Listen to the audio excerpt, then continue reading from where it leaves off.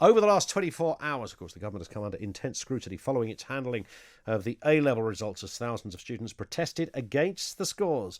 They were allocated through a computer algorithm which factored in students' mock exams and class grade. It comes in the same week we found out the UK entered a recession, with the economy shrinking by a record 20.4% between April and June due to the devastating effects of the pandemic. Social media users say this is the worst government in their lifetime. Really? Is that true? How do you rate Boris Johnson's government? 0344 499 1000. Benedict Spence is a Conservative commentator who joins us now. Benedict, sum it up from your side of things. The clue is in the title, Conservative commentator. Have they got everything right? No, I think there are very few things that they have got right up to this point. I think if one was going to try to be fair, one would say that that this was an unforeseen event. It's happened very fast, very soon rather, into Boris Johnson's time with a majority.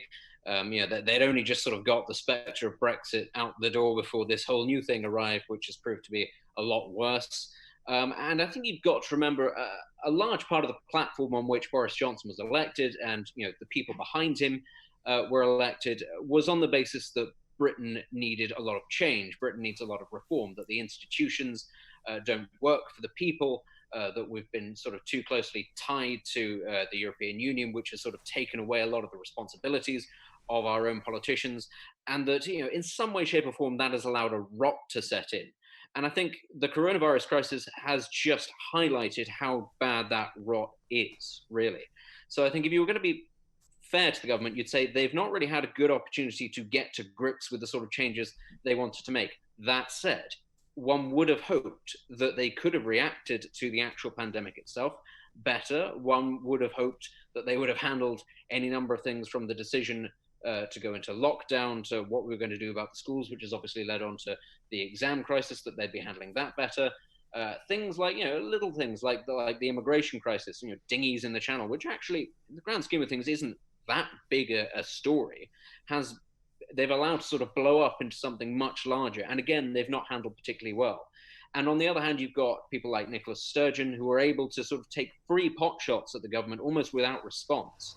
So you would be struggling, you'd be hard pressed to say, actually, they're getting too many things right, even with that little asterisk of saying, very few governments have found themselves with this bigger problem to handle so early on into their administration.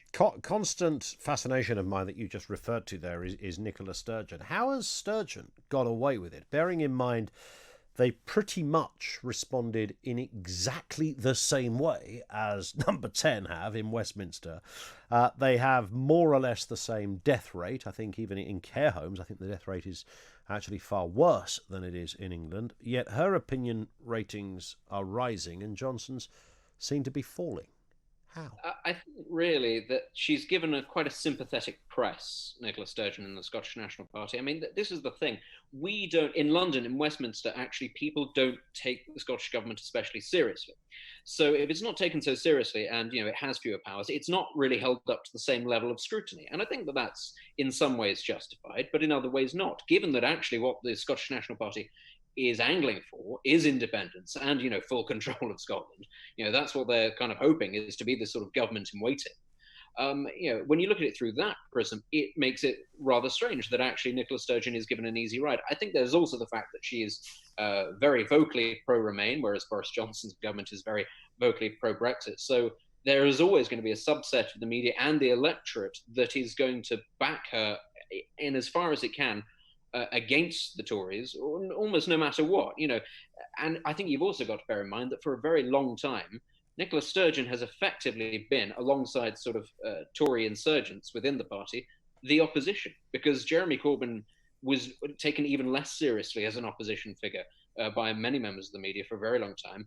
And, Keir Starmer is playing a blinder in terms of saying as little as possible and drawing as little attention to himself as possible, which works very well. So actually, Nicola Sturgeon is the most high-profile anti-government politician of the moment. So when you look at it through that prism, I think it makes a great deal of sense why it is that she's able to get away with a lot less scrutiny than any other First Minister. Just in 20 seconds, if you can, Benedict, what should the government have done then? If you took it back to early March when the whole coronavirus story first came around, what should the Tories have done that they didn't do?